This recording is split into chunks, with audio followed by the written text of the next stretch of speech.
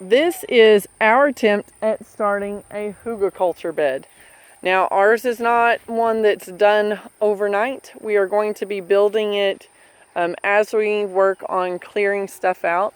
Now, originally I was thinking about putting the careless weed there, but then I decided the careless weed would be better served in the pathways of the garden to try to start suppressing some of these weeds.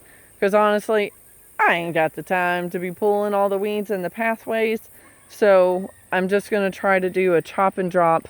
And since I'm not worried about careless weed seeds or something like that, I figured it would be a good one to use in that manner. So what we've used as our base so far is we had a tree over here. Well, we still have a tree that is a thorny type, and forgive me, I don't remember what it's called. I looked it up like a year ago, and I have not gone back to look it up to remind myself what that particular tree is. And I had intended to let it stay small because, you know, as you see, it's growing through the fence, and when horses and cows make their way into this back pasture, because we do have a Brahma bull that, well, it's not our Brahma bull, a neighbor's Brahma bull comes and visits sometimes. Anyway, when animals come over here, they decide that they like the grass over here, although it doesn't look like it now, more than what's in the pasture, because, you know, the grass is always greener on the other side. And so they end up pushing down that fence.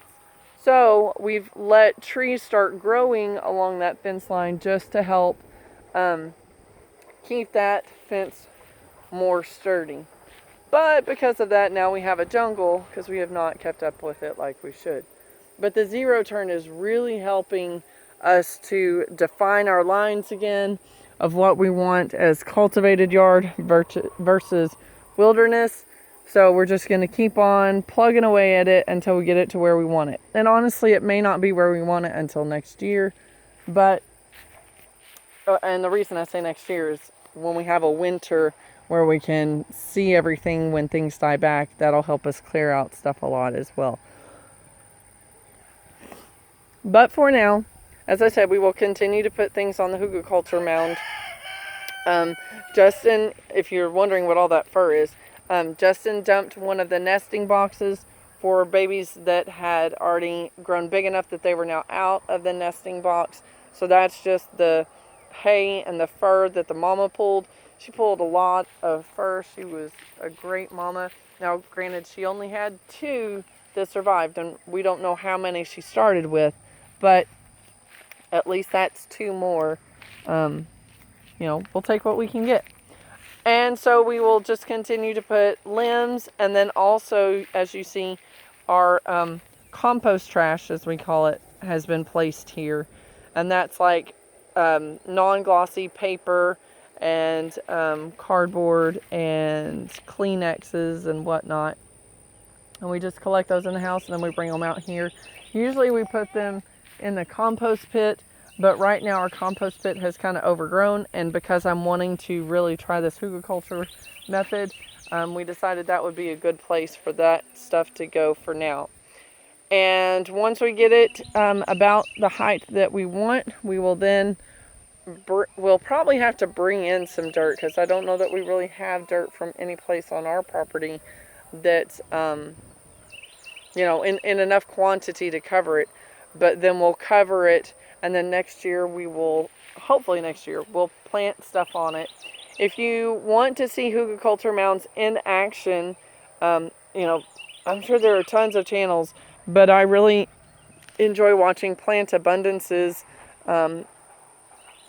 use of Hugelkultur mounds, because he uses them for perennials and annuals, and they just really seem to work well. Now, if you're wondering why I put the placement of the Hugelkultur mound here, it's because originally, after Justin and I first got married, we were going to start our garden right here.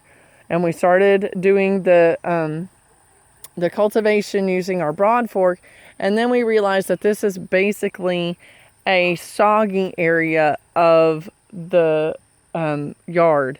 And so I figure if we can grow something there, that it would be awesome. And I think the best way to be able to do that is to build the soil up a little bit. So a Hugelkultur mound made sense to me.